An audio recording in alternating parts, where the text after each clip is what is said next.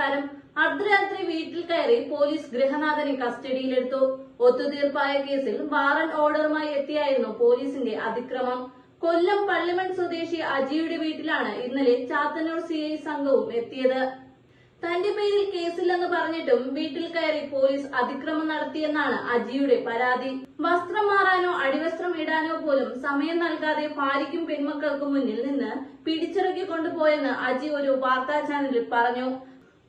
അർദ്ധരാത്രി 12 മണിക്ക് കസ്റ്റഡിയിലെടുത്ത അജിയെ പുലർച്ചെ 3 മണിയോടെ പോലീസ് ജാമ്യത്തിൽ വിടുകയായിരുന്നു. അതേസമയം കേസ് അവസാനിച്ച കാര്യം അറിഞ്ഞിരുന്നില്ലെന്നും വാറന്റ് നിലവിൽ ഉണ്ടായിരുന്നെന്നുമാണ് ചാത്തന്നൂർ പോലീസിന്റെ വിശദീകരണം.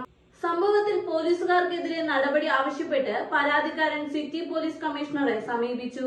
ഇന്നലെ രാത്രി 12-നു ശേഷമാണ് സംഭവം. SHO അനൂപ് ഉൾപ്പെടെ 5ഓളം പോലീസുകാരാണ് എത്തിയത്.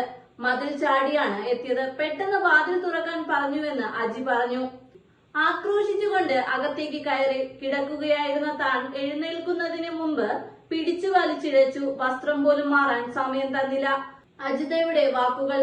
പെൺകുട്ടികളും ഭാര്യയും നിലവിളിച്ചിട്ടും യാതൊരു പ്രകോപനവുമില്ലാതെയാണ് പോലീസ് അതിക്രമം നടത്തുകയായിരുന്നത്. പെൺകുട്ടികളും ഭാര്യയും നിലവിളിച്ചിട്ടും യാതൊരു പ്രകോപനവുമില്ലാതെ പോലീസ് അതിക്രമം നടത്തുകയായിരുന്നു. പോലീസ് വീട്ടിൽ കയറുന്നതും അജിയെ ബലമായി പിടിച്ചുകൊണ്ടു പോകാൻ ശ്രമിക്കുന്നതിന്റെയും ദൃശ്യങ്ങളും പുറത്തുവന്നു.